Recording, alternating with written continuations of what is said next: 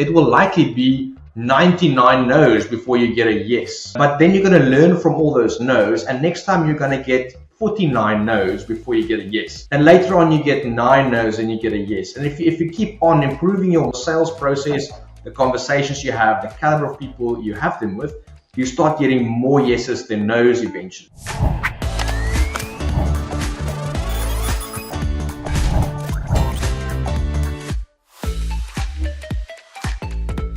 Hello and welcome to the Gross Profit Podcast. My name is James Kennedy. I'm the co-founder and CEO at procurementexpress.com. We take the hassle out of managing your company's purchasing with magical features, but we're not here to talk about that today. Instead, I've invited someone along who has managed to create a fractional CFO firm that has grown by 50% or more for more than 10 years on the trot. And you don't have to be Warren Buffett to figure out that that rate of compounding growth is extremely unusual, especially for a services business and especially for fractional or CFO business, and has to be one of the leading firms in the world at this stage at that growth rate. Louw Barnardt from Outsourced CFO. I'm going to learn from you today about maybe how the listeners can copy your success easily. So maybe you could just give us a bit of background as to what led you to this point here. James, thank you so much for having me. It's an honor to be on the podcast. Really appreciate the time and the interest in our journey as entrepreneurs and finance people. It's been a road up to this point. I wanted to be an entrepreneur since I was 6 years old, and I had my first entrepreneurship day at school.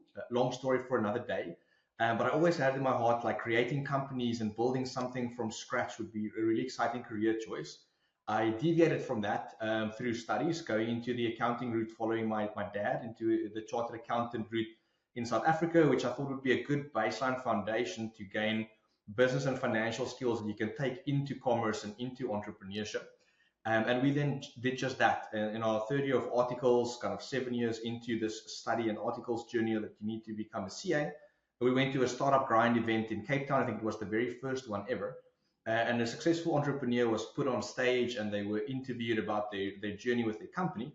And the interesting thing for us was there were about 70 or so entrepreneurs in the room. Everyone had started their own businesses at some stage or were just about to start, but there was not a single accountant in the room.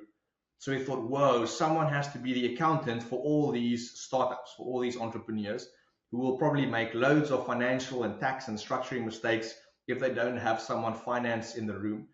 Because what you often get is this is the side of the spectrum that an accountant personality profile sits. And an entrepreneur probably sits on the opposite side of that spectrum. You know, go-getter, hustler, salesperson, marketer, software engineer, design things, build things, create things, break things on this side. An accountant is more, kind of like within the box, create structure, framework, bring down risk, etc. And if you put those two things together, you can actually build a really great company. So we saw that in some of our audit clients when we were doing our articles, like the guys who had brought on finance people into their teams early on were the most successful. So we said, we'll be the chartered accountant, finance professionals who jump in with these startups, roll up our sleeves and help the guys actually build good businesses. And that was basically where it started. When we were 25 years old, we got into an incubator process and just launched the business with no clients, no network, no funding, no clue what we were doing. But we believed in our hearts there was something to this thing in the market, even though we hadn't seen something like it before. A good friend of mine came to me today and said, James, I'm going to start a business where my customers are all broke and they're scatological. They're all over the place, manic in many cases. They have no resources behind them. And I'm going to build my fortune as having my customers. I'd say you're mad. And that sounds exactly what you tried to do with entrepreneurs. Speaking as an entrepreneur, I can self-identify. So how do you pick out the wheat from the chaff? There's a lot of people with a business idea, but not everyone is actually going to make that real. So how did you avoid just having your time wasted by a bunch of people who are basically just going nowhere? So I wish I had a magical answer for that, but I think the short of the long is we didn't. We learned by trying. We had many meetings and tried many things with early stage companies and people who wanted to start a business who just really couldn't at that stage afford it, to be honest. We learned over many trial and error periods that maybe kind of early stage scale up is a better place to start playing. When you work with a company who has maybe at least 5 or 10 people in the business who are turning at least a handful of million rands, I guess, in our case, so getting closer to $1 million in turnover. Those kind of companies really often don't yet have a full-time finance team in-house, but they have a bit of a budget for it, so they can actually afford to start investing in their accounting and finance and reporting functions. Because if you're earlier stage than that, if you really don't have turnover yet and you're unfunded, it is really tough to be able to afford expensive-ish finance resources in the business. So I guess naturally we moved to guys who are either had seed or Series A level funding in the business, so funded startups in their early stages, or guys who are a little bit later stage, maybe 3, 4, 5 years in, who've got a bit of a business going. There's something to do financial engineering on. If you really haven't got your first customer yet and you haven't got money in the bank, it's quite hard for a finance person to do that much in the business. But when you are moving, there's a lot of data that we can gather, information we can put together, and strategies we can start deploying to make the business grow faster on the top end and to make it more efficient, to bring out more on the bottom end, and to then start attracting different opportunities for capital into the business to move things faster. But if you're still in the starting blocks as an entrepreneur, you have to hustle to figure out how to get out of those starting blocks so you can get to a point where I think it would make sense to bring a finance person or a fractional finance team on board. What's different about how you acquire customers today versus back in the early days? Like, you still go to the startup events? We do go to some events. It's really good to keep getting market feedback in terms of like how established is the brand, what are people saying about the business. It's really interesting. I do definitely still go to an event every month or so.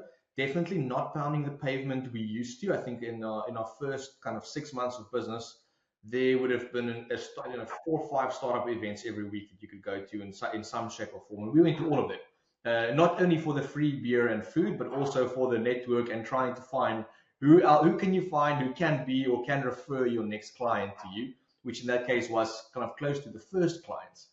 I think it's difficult if you have no reputation and no track record and no clients to reference. Obviously, finding someone who's going to use your product or service is a hell of a lot harder. So I think resilience and learning fast, they are the most important things in this phase. Speak to as many people you can who could potentially be a client and test your product or service against them at this price point that you are thinking is a good idea, and see what comes back. It will likely be 99 no's before you get a yes. But then you're going to learn from all those no's, and next time you're going to get 49 no's before you get a yes. And later on you get 9 no's and you get a yes. And if you keep on improving your sales process, the conversations you have, the caliber of people you have them with, you start getting more yeses than no's eventually. And I think once you get there, then you have enough learnings to build a framework for sales. What is the ideal process to take a client through the experience of coming on board with your product or service? Then you can start hiring a sales team. At the moment, we have a head of growth, a senior sales manager, and then a team of sales consultants who all do the sales. So as leads and referrals come in, they have about 30, 40 different meetings a week with new prospects. All those prospects are taken through a problem solution journey with the sales team, and they get onboarded through digital contracts directly into the client-facing teams. We have 4 different client-facing divisions. So they get plugged into the head of department of the client-facing division and contracted into the process. So at the moment, I'm absolutely not involved in sales. I don't speak to prospects really. But I think in the early days, the only person who can convince someone of the value of what you offer is you. And no one will ever be able to do that better than you, most likely, because you start the business. So you have that passion for what you're doing, what you believe it can solve. So I think one has to stay close to the heartbeat.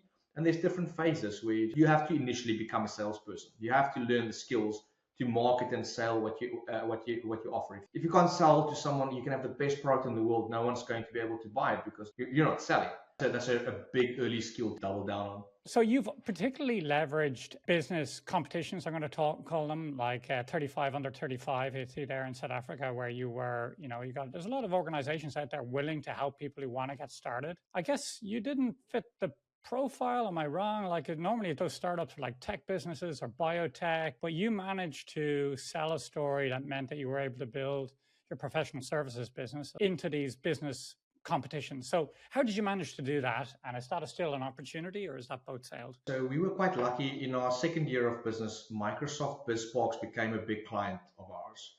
nationally. That was a startups program that Microsoft funded for the whole country. And about 1,000 startups went into this program where they got mentoring support and incubation support and shared services. And we got to work with about the top 100 of those 1,000 startups in South Africa, where Microsoft then fit the bill for our consulting hours to work with these startups. It was really like a pivotal moment in our early journey. So because we were working with so many different tech companies, we actually learned the tech company business model quite well in year 2 and 3 in Outsourced CFO. And we said, we don't want to build a traditional finance and accounting firm. We want to see how we can morph the best things of professional financial services with the best things of a tech company. So we love the free cash flow, no capital required, fixed monthly recurring revenue that finance elements can have. But we also like the fast-paced, the disruptiveness, the leadership strategies and tactics of a tech company. So we've always tried to morph those two into one business model, which made us quite unique because no one really does that.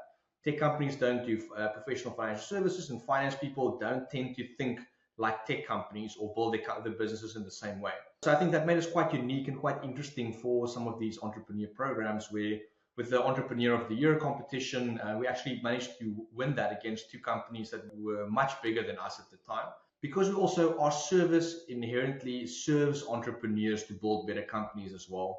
For an entrepreneurship competition, then that is quite an interesting thing. So I think we got lucky with a few. I think we also spent a lot of time doing good applications for some others and made some good cases of why we think this business is worth speaking about. And I guess for me, always just the idea of like, the more people are talking about your brand and your business and you, the more potential there is out there in the world for a referral to come your way, for a client to think of you when it's actually time for them to find a solution in their company at the right stage for their finance function. So we always try to just kind of like create energy and enthusiasm and chatter in the market in lots of different ways. And these competitions have always just been one of the channels, like the top 35, under 35 with our Chartered Accountancy Institute, goes out to tens of thousands of these chartered accountants. Many of them are CFOs in mid-sized and larger organizations who then could potentially become clients. Many of them are also some of the top young talent in the country who inevitably want to come and work for us. So I think a lot of people have just kind of seen the business over the years. I was in 3 different years worth of cohorts and won the leadership category in the last time I applied. And my co-founder was also in one of them. So I think of the 10 years of the competition, Outsourced CFO was on the stage 4 times. I don't think they'll let that happen again, but we joined early, I guess. Just then goes out to the entire industry through a marketing bullhorn that's much, much bigger than what our little one would be in our kind of like startup business, which is useful. Conversations come to you first if your name is out there the most. You can make a very good case for yourself, and sometimes you can make a lot of progress with a little bit of effort by actually choosing to compete in these things and get going with them. You know, you seem very high energy. Maybe we'll talk about EOS a little bit since Chris Goldman introduced us together. I believe we run EOS. As the business matured, maybe you could just give people a little flavor what EOS is and at what scale you decided, we need something like this to help us to build? When a company is maybe under 10 or under 20 people, the founder or the founders really can still control the entire narrative. You can have a relationship with everyone in your team. You can have conversations with everyone in your team every day. You can put everyone in the same room if you like, if you're physically in the office every day. I guess maybe until 10 to 20, depending on how good and natural a communicator you are, I think you can run it like that, and it will run it in accordance with your plans and vision and in accordance with your core values. But I think when it starts getting a little bit bigger than that, you need some kind of a framework to make the business more exponential and build it in a way that it can stand and work in its entirety and in its different pieces apart from you. So this is at this stage where something like entrepreneur organizations program was a game changer for us. We joined EO Accelerator maybe about in our 3rd year, so just before we turned 4 years old, I think we hit the threshold. EO Accelerator launched in Cape Town, and it's an accelerator program that runs for you go to 2 or 3 annual cycles of the program. As part of entrepreneur organization that's this global network of 19,000 entrepreneurs in 220 cities around the world who have $1 million plus turnover in their companies and who are actively scaling their businesses. So at a quarter of that turnover level, you can get into the accelerator program, and then they teach you how to build $1 million plus company. And the framework they teach is called Scaling Up by their founder, Vern Harnish. It's a very deep, quite complex, but amazing handbook on how to scale a business. And we started deploying certain elements of that in our company. And a little bit later on, found traction and the EOS system, the Entrepreneurial Operating System, which draws from Scaling Up and from Jim Collins and from a couple of, I think, from eMyth, Revisited, and a few other frameworks.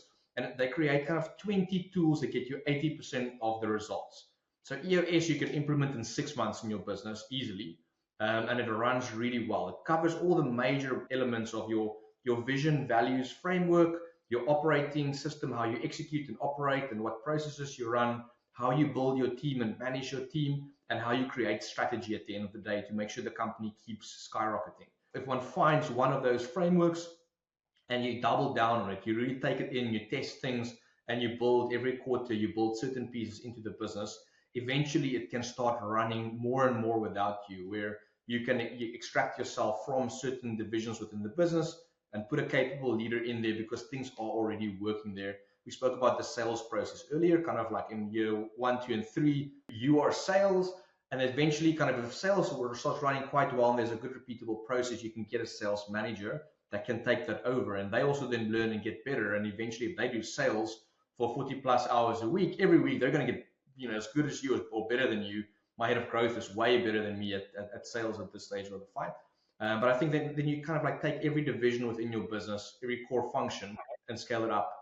I'm curious because you clearly invest quite heavily in terms of your marketing, and that's helped you to grow the business. How does your model work? How much would you recommend people invest in their marketing versus sales function as they grow at different levels? How have you got to your level, and what sort of resources do you put into marketing today? I think it depends on what you want to do. Right. There's a difference between building a good and profitable owner-run business. You take out a decent profit, you earn a good salary, you run a small or mid-sized team, and it makes for a decent life. It's different to scaling up an organization. If you want to build a larger organization, it's quite a different framework.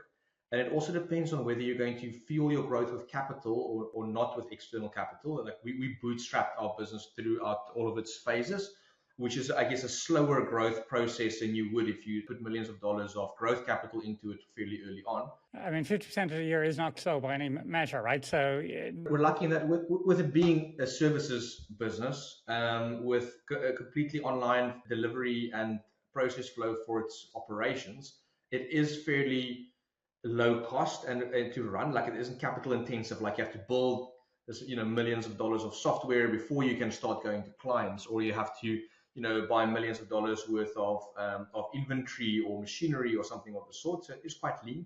And we've created a cash flow cycle for it that's negative 16 days. So we invoice on the 1st, collect debit orders on the 15th, pay costs on the 25th and the 30th of the month. So the more we grow, the more operational capital the company creates internally. So those kind of things really help us with it. Capital is not core constraint. Talent and client acquisition are the two major things you need to continuously solve. But your question around marketing and sales, I would say on average, between 8 and 12% of sales is what companies in our industry of different shapes and sizes spend on marketing and sales as a function. So I would say do your numbers on what is sales right now for you. And let's say 10% is the middle of that. If you want to grow, if you want to build a brand and add new clients fast, at least 10% of what you bring in top line has to go into your marketing and sales engine.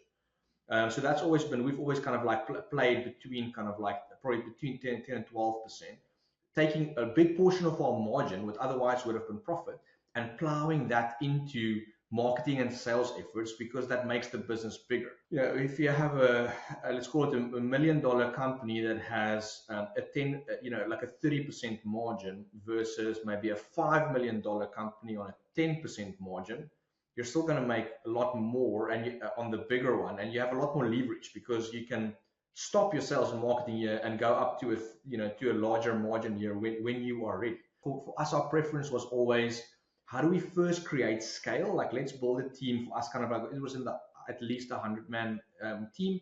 We're in the process of building a 1,000-man organization. Our big, hairy, audacious goal is to reach 10,000 entrepreneurial clients, and build a team of 1,000 professionals is our big 25-year goal with the organization. So all of our decisions are informed by that. We want to run profitably with good free cash flow, but we also want to grow as aggressively as we can because our mission is to reach entrepreneurs and hire and create meaningful work for more people. And we can only do that if we grow fast, and the faster we can responsibly grow, the quicker we can make a big impact through those things. So I would say kind of like take your 10% of your sales, split it in half and say half of this goes to my marketing engine, half of it goes to sales. What is that budget? And what are the tactics and tools you can start deploying? We have, I think, 13 different channels through marketing that we look at.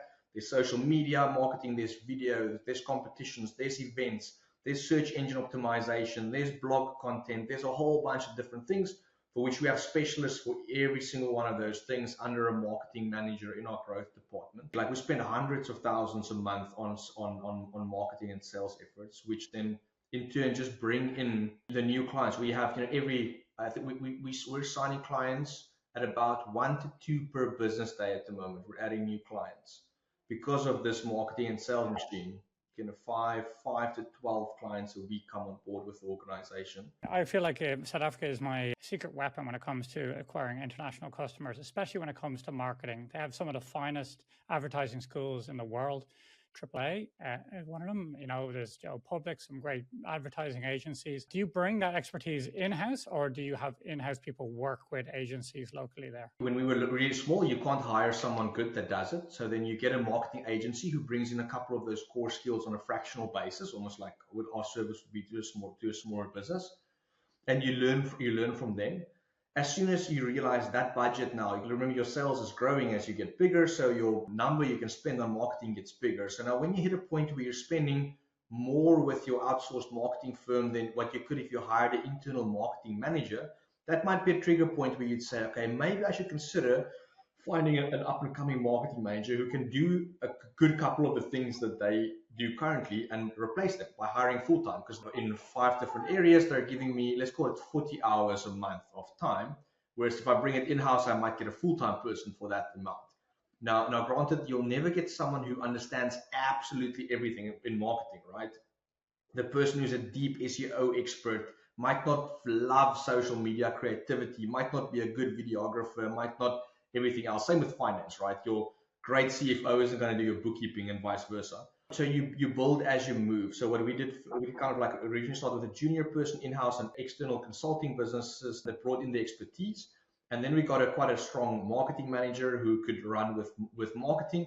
And we kept the different service providers. Like we have the 13 different pillars of marketing. We have an expert firm for each one of those who help run with our marketing department and our marketing juniors internally. And as we get big enough, then, if you see what we spend on our website every month is more than what a salary for a website kind of SEO expert would be, you'll probably take that in-house and say, let's hire a full-time person.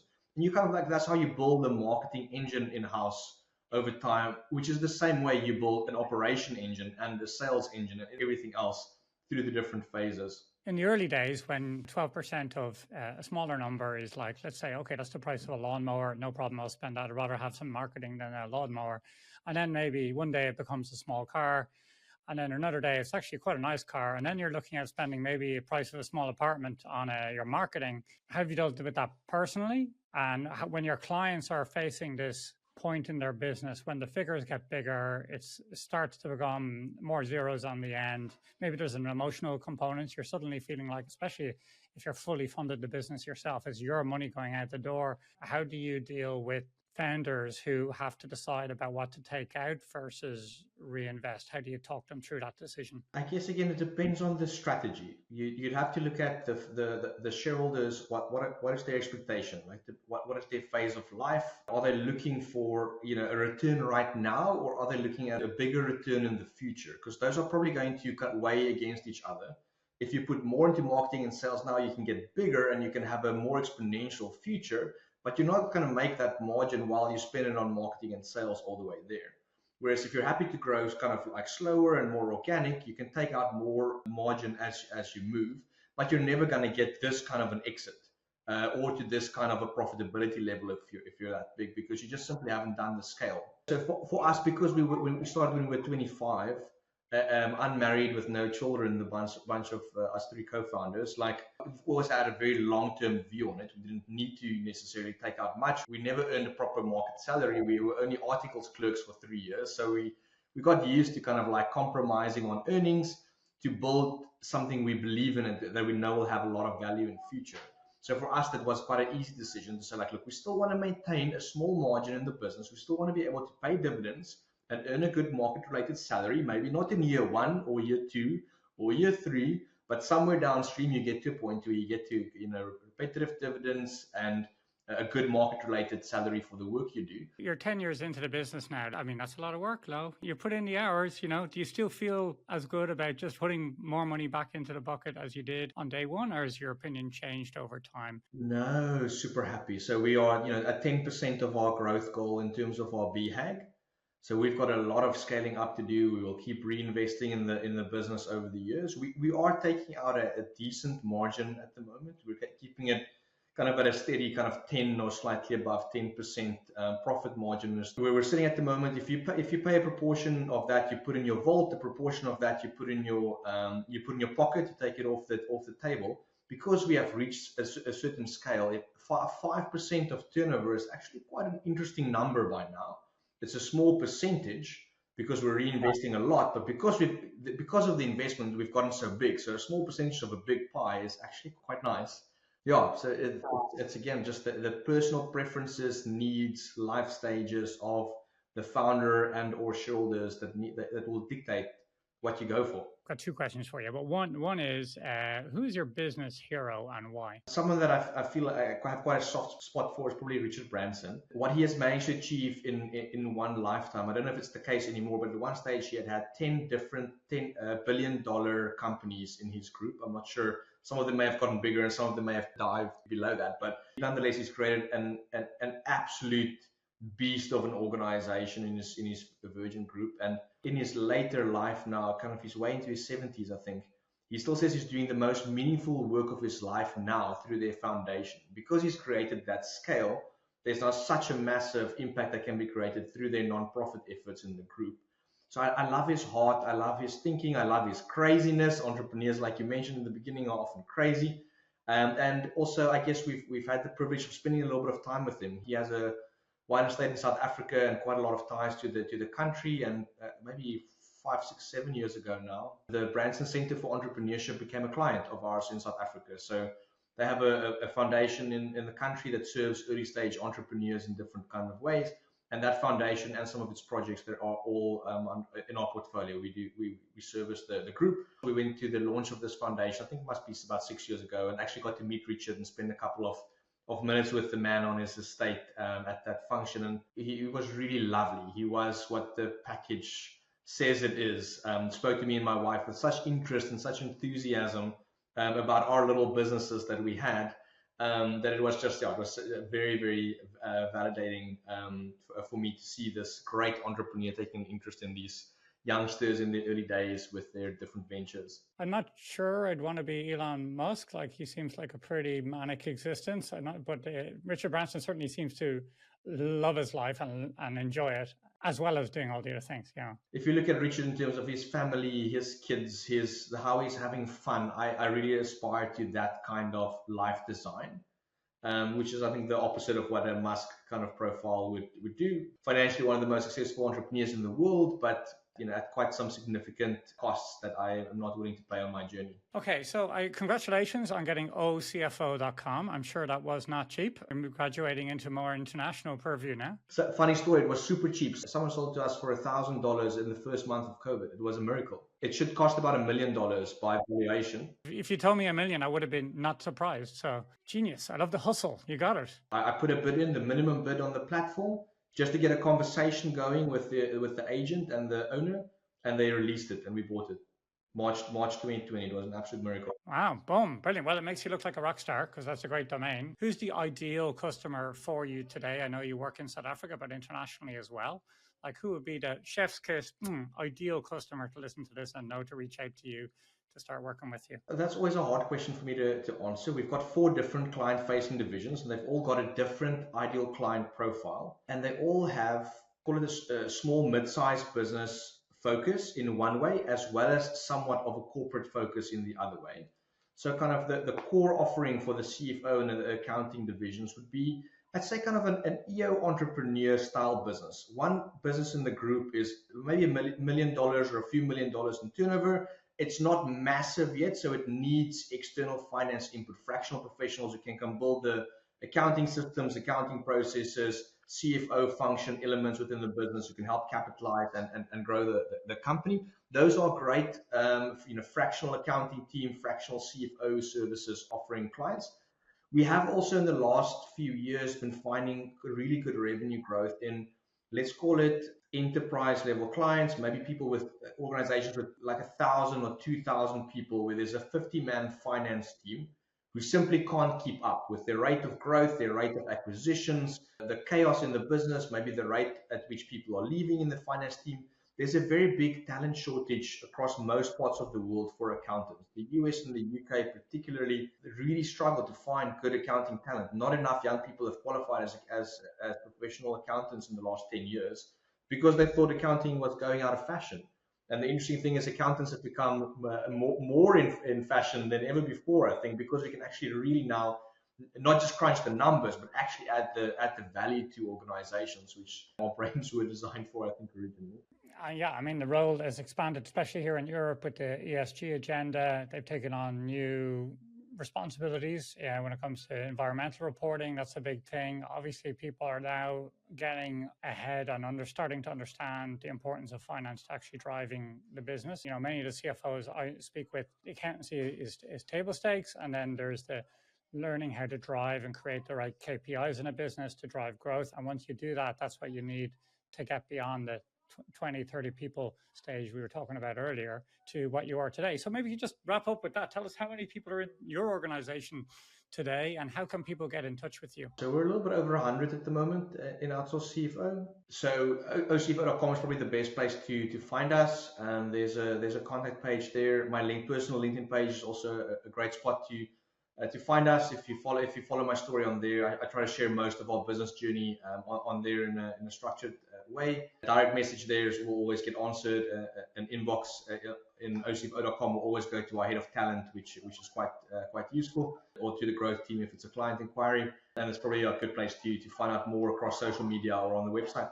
Well, if you're still listening to the podcast at this stage, I can recommend, looking at South Africa in terms of talent. It's a superpower that I've had. We have a team there in the Eastern Cape, and there's a lot of really hardworking, highly educated, driven people. And if you're not taking advantage of them in this international economy, then I think you're missing a trick. Also, if you're still listening, congratulations. Your bonus is to be able to sign up for our newsletter at procurementexpress.com/newsletter, where you'll get to update it on podcasts just like this on a weekly basis with interviews with leading finance, software and professionals in their industries. Hopefully we pitch it at a level where it's information that's practical enough for you to be able to use in your day-to-day job. It's not too esoteric, it's a bit more hands-on. And congratulations, you've qualified to join the newsletter, so go and do it now. Louw, thank you very much for making the time for being with us today. I know you're super busy, and thanks for joining the pod. James, thank you so much for having me. Appreciate it, and good luck with all the good work you're doing.